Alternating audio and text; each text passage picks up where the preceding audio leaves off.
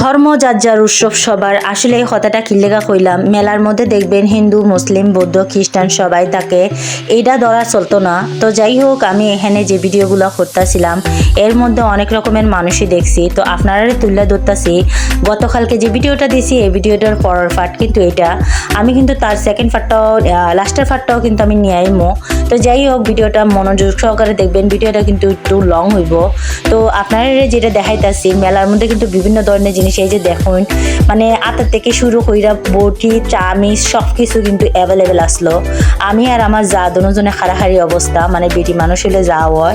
আর এদিকে দেখুন অলংকারের কোনো শেষ নাই, ক্লিপ থেকে শুরু কইরা এখানে ব্যান্ড থেকে শুরু কইরা ব্যাগ থেকে শুরু কইরা একদম অ্যাভেলেবেল জিনিস আসলো।